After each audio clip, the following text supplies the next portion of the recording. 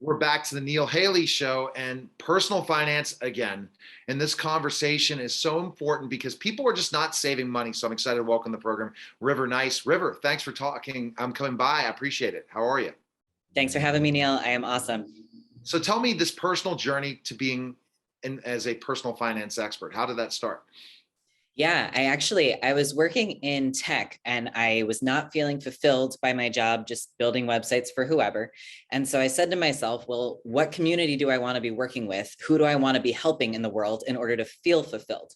And I realized that serving the LGBT community, my community, would actually bring me a lot more fulfillment in my life.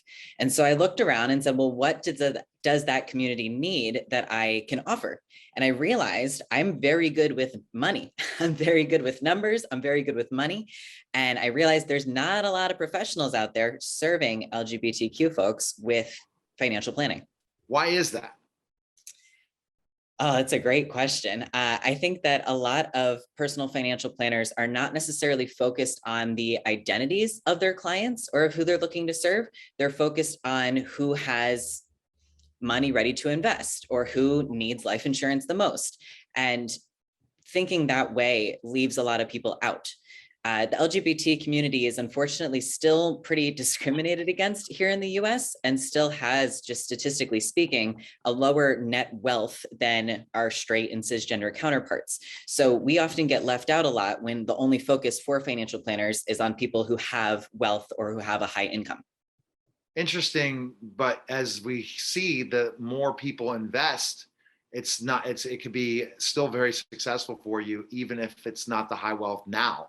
But it's interesting when you talk about the community, River. I've heard more and more there are some very high level, high wealthy people in that community, just not to the level of the others. So they just kind of just say, forget it. We're going to focus on certain people and that's it.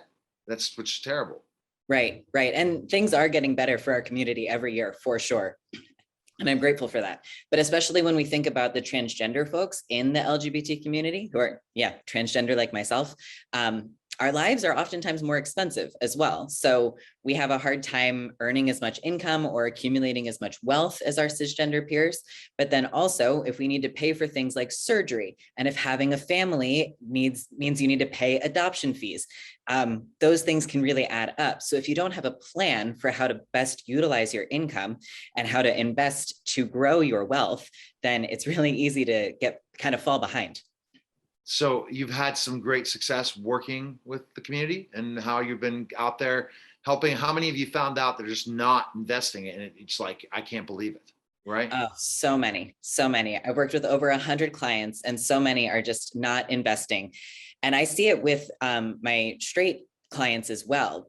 There's so many folks out there who are scared that they don't know what they don't know, or they feel dumb when they don't already know how the market works, or they don't know what a 401k is.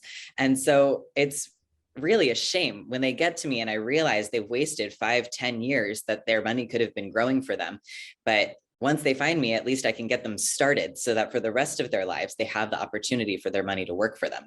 So let's talk about some quick tips right now. What can we do to start saving our money so that we're going to have money for retirement and not be broke and grow wealth? Yeah. Well, I'm really big on being intentional with your money. So I never tell my clients what to do with their money, but I show them what they are doing and some options for what they could do instead so that they can lead with intention in the actions that they're taking.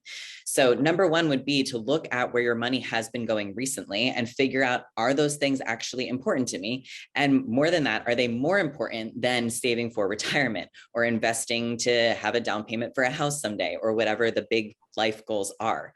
Once you know where your money's been going and where you want it to go instead, then you can actually take action to redirect that money and use it for what you want out of life. So that's interesting because you want to show where the money's going, the progress is being made, and hey, maybe you start investing some more. Yes. Look at other things. Are you big about diversification, or are you pushing more looking at 401k, having things that are conservative in investments? What are your thoughts? Diversification is absolutely important when it comes to investing. We don't want all your eggs in one basket. I like to focus on what we're investing for. I don't like the idea of growing money just to grow it. I want to know what you want to do with it. So whether it's being able to stop working on time or even early, a lot of my clients want to retire early, whether it's growing the money, like I said, to afford adoption fees or a down payment on a house. But depending on what the goal is, that kind of shows you what your timeline would be for when you want to use that money. And that can indicate how risky a portfolio you're willing to take on. So if I've got 30 years before I want to retire, then I can take a lot more risks with my investments now, still in a diversified way, but I can go for maybe a higher equity allocation in my portfolio so that if something happens to the market and the value of my portfolio decreases, I've still got time for it to bounce back up. Whereas if I want the money to be available in 5 years so that I can start my family, I want to be a lot more conservative so that as things dip and rise back up in the next 5 years, I don't lose too much of that value. And having an expert like you is important. So where can we go to find information on you, River? Yeah, my website is beintentionalfinancial.com. And I'm also on Instagram, rivernice.financialplanner. Important to be on Instagram, right? Especially that you can really get out there in Instagram. So it's a great thing. Social media is such an important thing. Appreciate it. And River, you have no idea what's the next big social media platform is going to be, right? I'm waiting. I wish I did. Clubhouse last year, if I would have known about Clubhouse in October of last year, going into November, who knows where I'd be? Maybe, probably the same place, but maybe not, because the addiction was there in January. So I appreciate you stopping by, River. Take care. Thanks, Neil. Okay. You're listening and watching the Neil Haley Show, and we'll be back in just a moment.